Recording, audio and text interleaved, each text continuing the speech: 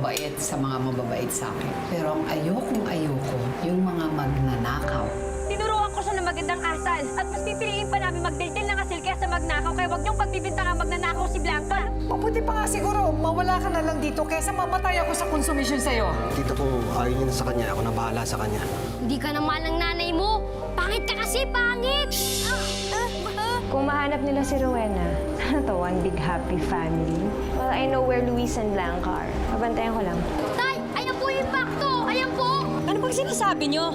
Yang anak mo, may pagka-impacto. Pag hinayaan natin yan, baka lahat tayo masaktan yan!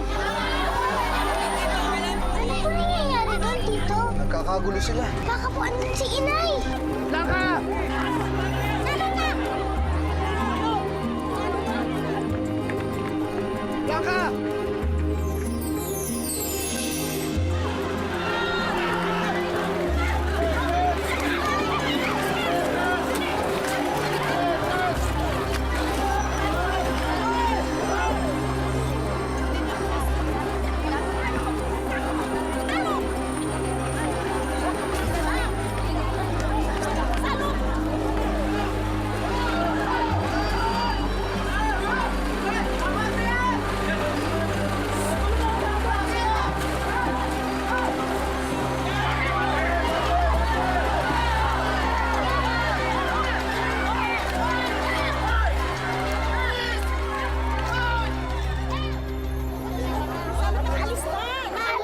Ale, may nakita po ba kayo yung babaeng nakasaklay tapos yung batang kasama niya?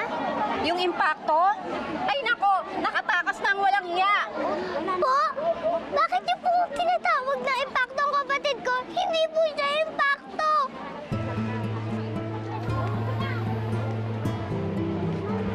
Blanca? Ano nangyari? Tito, sila nga po sila inay po yung nakita ko. Nakita ko po gusto po silang saktan ng mga tao. Ayoko po masaktan sila. Kailangan po tulungan natin sila. Hanapin po natin sila. Sige, Blanca. Balik na tayo sa kotse. Baka maabutan pa natin sila. Ha?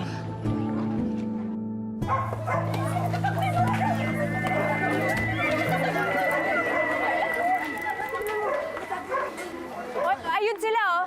Ayun sila. Tara, halika na. Wait, teka lang. Baka mapano tayo dyan? There's gulo. Wala akong pakialam, okay? Mas gugustuhin ko pa masaktan kesa magkita si Rowena at si Luis. I cannot allow it, okay? They cannot be together. Kung ayaw mo sumugod, di wag kang sumama. Eh, sinasama mo pa ako, wala ka rin pala silbi. Alam mo, nasisiraan ka na ng bait. Oh my God. Ew. Oh! Anak, may sugat ka? Huwag kang mag-alala. Wala na sila. Wala na yung mga taong humahabol sa atin. Ligtas na tayo. Nay, pwede na po kayong umalis. Diba, sabi niyo po, gagawa po kayo ng paraan para po makuha ulit natin si Ate Blanca. Gawin niyo na po yun. Iwanan niyo na lang po ako dito para hindi na lang po ako makasagabal sa inyo, Nay.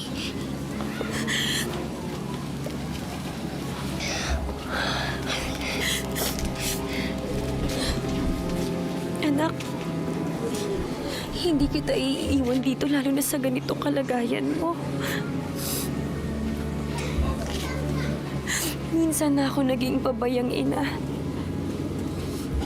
At kahit kailan, hindi mo iniwan ng nanay. Nawalan na rin ako ng isang anak kaya hindi ako papayag na mawala ka pa sa akin. Hindi kita iiwan dito, anak. Dito lang si nanay.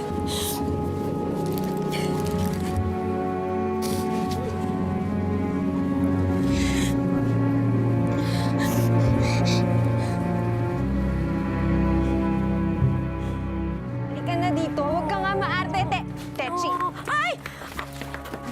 God! Aray ko! Ano ba? So baho! Oh my God! Ang babaho naman ng mga taong to. Bawal maligo! Hello! Ang huwag na tayo pumunta doon! So ba, bibigit ang baho nila sa atin, no? You, no! baho! Didikit! Ay! No! No! Okay, fine. Okay, let's go, let's go. Oh my God! So baho here! Buksan mo yung bintana para makita mo.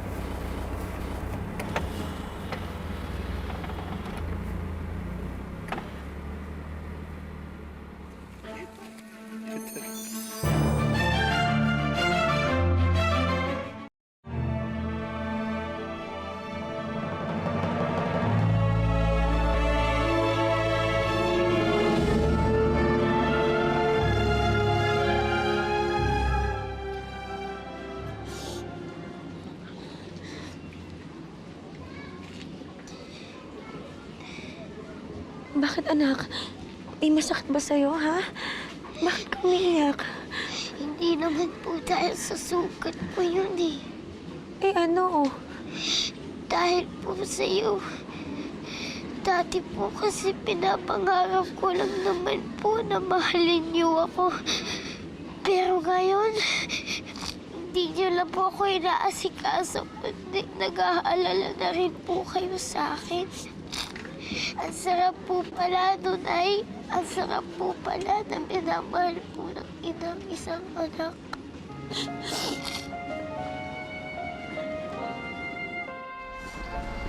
Blanca, tahan na. Huwag ka na umiyak. Nag-aalala po kasi ako sa nanay at kapatid ko. Baka kung napapaaral na po sila. Pangako, Blanca. Hindi tayo susuko sa paghahanap sa kanila. Ang sarap po na pakiramdam. Parang anak niyo po talaga ako, no?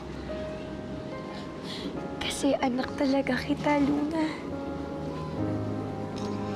Nay, ipagdadasal ko rin po na sana makita na po ulit natin si Ate Blanca.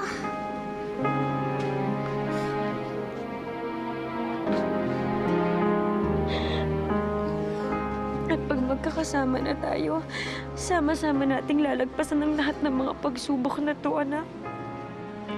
Dahil mas madali palang mahirapan ng magkakasama kaysa sa malayo tayo sa isa't isa.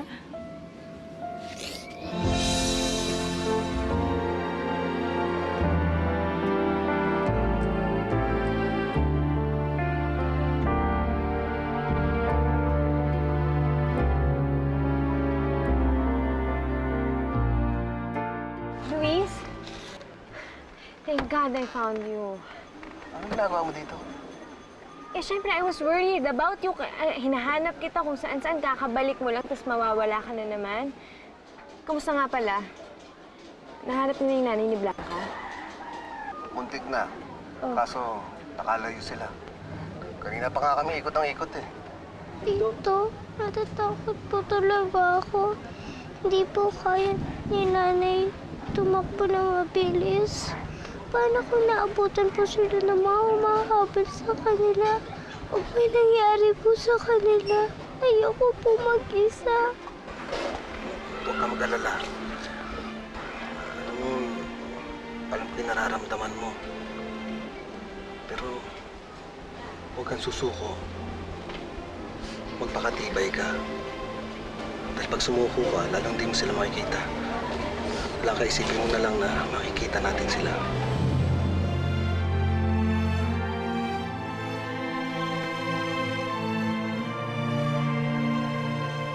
Sigurado ho ba kayo walang masama nangyari sa mag-ina? Ay, wala ho. Natakasan nga yung mga humahabol eh. Maraming salamat po. Walang anuman. Kuya Blanca, wala masama nangyari sa nanay mo at sa kapatid mo. Huwag kang mag-alala. Salamat po kung ganun. Alam mo, Luis, I'd be very glad kung mahanap talaga natin yung nanay ni Blanca. Kaya lang masyadong malaki ang Maynila eh. Baka mahirapan tayo hanap. So siguro mas mabuti, umuwi muna tayo sa bahay ni Tita Priscilla kasi yung nanay mo nag-aalala na sa'yo. Tsaka doon na lang natin pag-usapan kung ano mas makakaganda sa bata. Kahit ako, hahanapin ko siya para kay Blanca. Ano mo ginagawa niyo for you? Thank you, Divine. Uy, wait. There's a problem. Di ba ayaw na sa kanya ni Tita Priscilla? Eh, saan niyo naman tatago yung batang yun pag hinahanap niyo na yung nanay niya?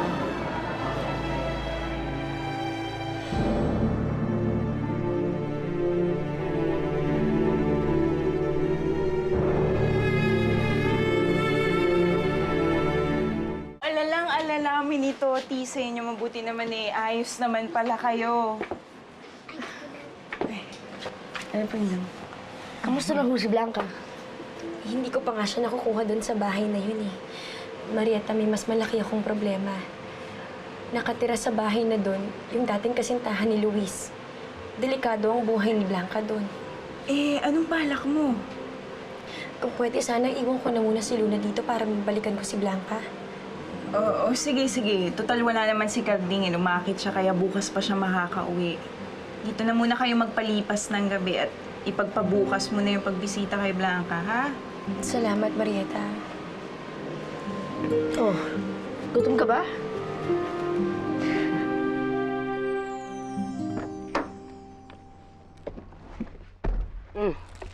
Burger, tubig. Main ka muna. Uusap lang ang tito sa labas.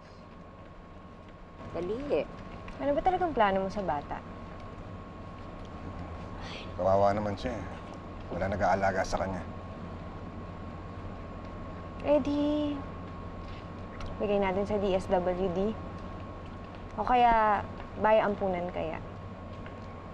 Ay, hindi man ako komportableng iba mag-aalaga sa kanya. Come on, Luis. Alam mo, masyado ka nang na-attach dun sa bata. Anong gagawin mo sa sarili mo kapag nawala yan?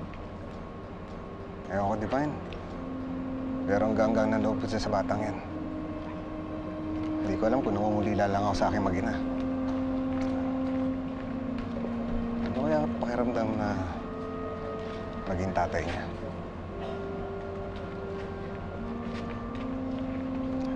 Ako mag-aalaga sa kanya.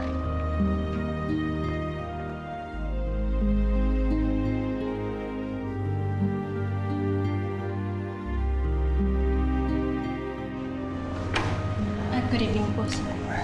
Sige.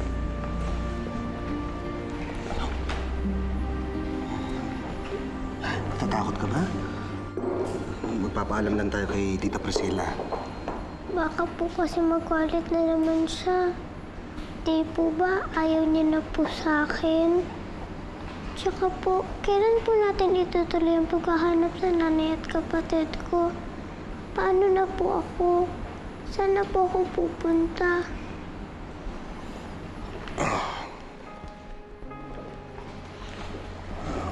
Alam mo, Blanca, alam kong sabik ka na makita yung nanay mo at ang kapatid mo. Pero mahirap silang hanapin ngayon eh. Gabi na, madilim na. Kaya naisip ko, aampunin muna kita.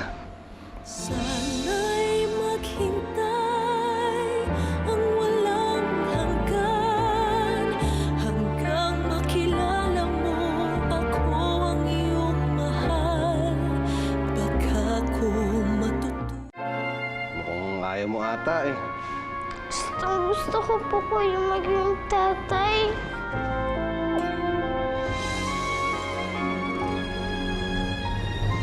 Kaya lang, paano po pag nahanap na natin sila?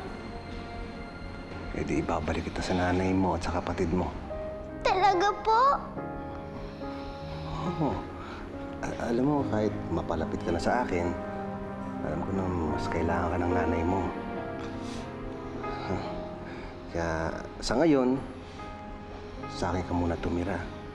Sino mag-aalaga sa'yo? Salamat po, tita. Ang dami naman. Ang sarap-sarap naman, oh. Ang bait-bait niyo po. Sana naging tatay ko na lang po kayo.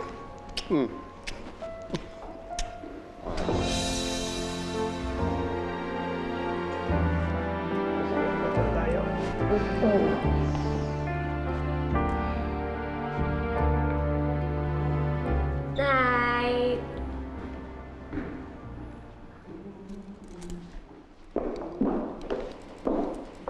Ano yun? Papayag ka ampunin ni Luis yung batang na yan. Hindi, ano ka ba? Over my dead body, hindi na madadala yung batang yan sa probinsya. Ano gagawin mo? What's the plan? Kailangan ko tulong mo. Oh, Pumunta ka doon sa lugar kung nasa natin nakita si Rowena. Pakalat-kalat. pumunta! No way! Ang baho-baho doon. Tsaka, wait, akala ko ayaw mo silang magkitang dalawa. Ano ba kailangan mo dyan sa ruwenang yan? And excuse me, it's so baho there. My God! I want a new bag.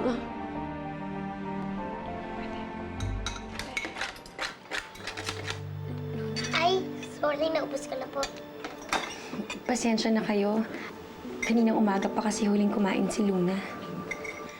Rowena, okay lang yan. Maraming pagkain. Sige, kain lang, ha? Ubusin niyo yan.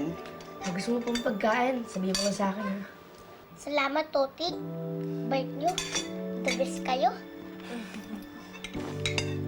Sana masaya si Ate Blanca at maging mabait yung mga kasama niya ngayon. Kamusta na kaya siya? We're so grateful sa pagkakatanggap mo sa amin dito sa bahay mo. Really, really very grateful. Pag gusto mong magbakasyon sa amin, ha? Sabihin mo lang. Sure. Thank Sure, you. amiga. But, I'll insist na dito muna kayo matulog. Kasi medyo gabi na. At saka, pwede namang dito matulog si... Huwag niyo sabihin na isasama niyo sa probinsya si Blanca. Tita, total ayaw niya na rin sa kanya. At wala naman mag-aalaga sa kanya dito sa Maynila. Kung pwede sana ako na lang muna mag-ampon sa kanya. Are you sure, Luis? Hindi mo ba naisip na maring malaking problema ang bigay sa'yo nitong batang ito? And let me remind you, may magulang pa yung batang yan eh. So hindi mo siya pwedeng tangayin kung saan-saan ang basta-basta. Paano kung maakusahan tayo ng kidnapping? Diba? We can't be hasty with things like this. So let's talk to a lawyer first. I have a friend. He's very good. He's based in Manila. Pwede niya tayong tulungan. Di mabuti pa nga. Puntahan natin yung kaibigan na yan na abogado, na kaibigan ni Divine. Bukas, bago tayo umuwi ng probinsya, Di ba? Ayusin na natin yung gamit natin.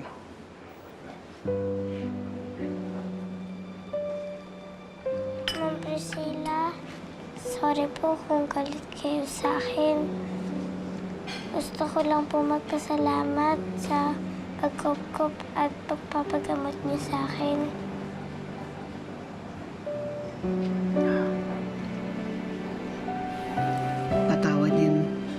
Patawad din, Blanca. I'm really sorry. Things didn't work out the way I wanted them to.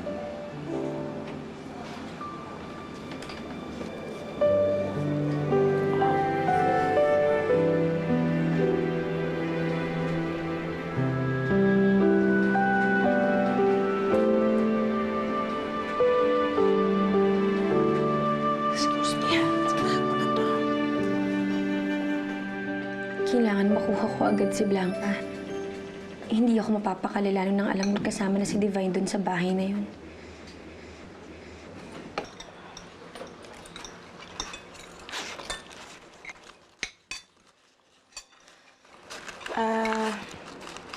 Ito, Rowena, baka makatulong sa'yo bukas. Salamat, Marieta. Kakapalan ko na yung mukha ko pero hindi ko ito tatanggihan. Dahil talagang kailangan ko ito ngayon. Sana dumating ang araw na makaganti rin ako sa lahat ng utang na loob ko sa'yo.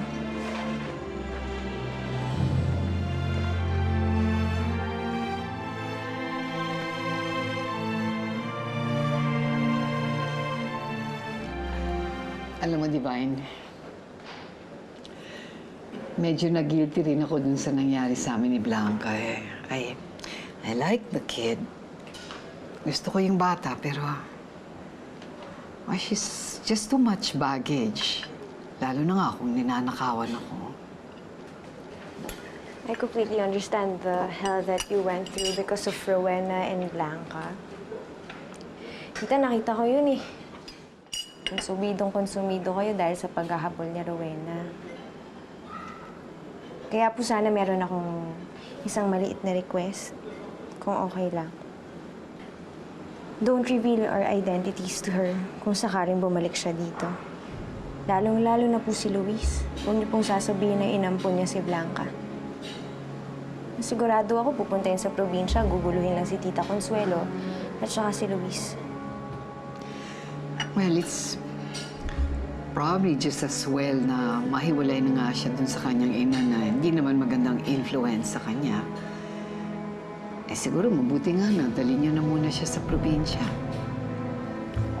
Anyway, makakaasa ka, Divine, na hindi ko sasabihin kay Rowena na nasa inyo yung anak niya.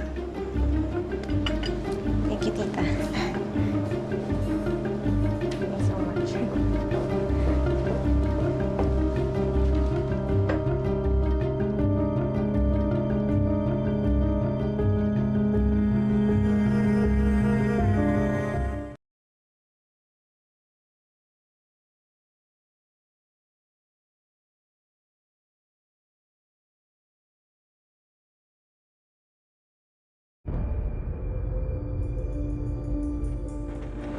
Ale!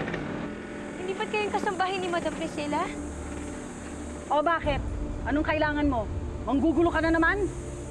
Hindi ho. Gusto ko lang ho sanang makita yung anak ko. Mabuti naman at malapit na siyang mawala. Dahil may bago nang aampon sa kanya. Ano? Oo, ngayon ang aalis nila eh.